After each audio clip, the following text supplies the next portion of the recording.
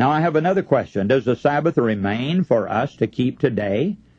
That's one of the most important questions we could ask. And here's Paul's answer in verse 9. Please get every word of this. There remaineth therefore a rest to the people of God. Now please notice that by that word rest in your Bible you have a little number. It refers you to the margin. What does it say in the margin of your Bible? It says keeping of a Sabbath. In the actual Greek text, the word sabbatismos is used, and it means literally Sabbath keeping. So translated directly into the English, the verse reads, there remains Sabbath keeping for the people of God. And the next verse explains further, for he that is entered into his rest, he also has ceased from his works as God did from his. Now let's see how simple we can make it, friends. What day did God rest from his work? The last part of the 4th verse said, God did rest the 7th day from all his work. So if I enter into his rest, I'm going to keep the 7th day just as God did. And verse 11 urges us to do that very thing. Let us labor, therefore, to enter into that rest, lest any man fall after the same example of unbelief. And again we notice, he said, let us, thus including you and me with himself, let us enter into that rest. What rest was he talking about? He had already mentioned the 7th-day Sabbath rest.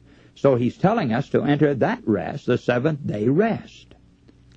Furthermore, he says, let us labor, therefore, to enter into that rest, lest any man fall.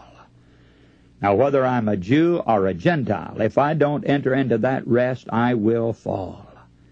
And he continues with these words, let us labor, therefore, to enter into that rest, lest any man fall after the same example of unbelief.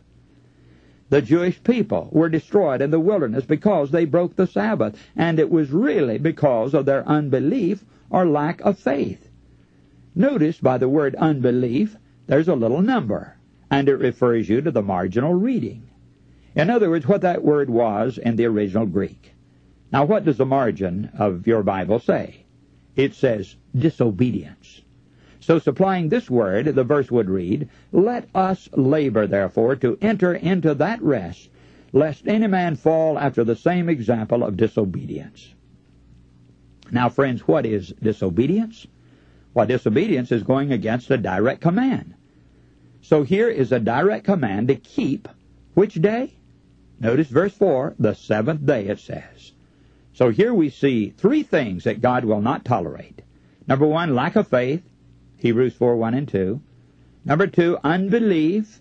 And number 3, disobedience. So God says if I have a lack of faith, or I don't believe what he says, or I'm disobedient in regarding the keeping of the Sabbath, the same thing will happen to me that happened to the Jewish people in the Old Testament. So friends, what a very, very interesting and important subject this is, and how important for us to understand about Hebrews 4. And now, this is Joe Cruz saying goodbye for today.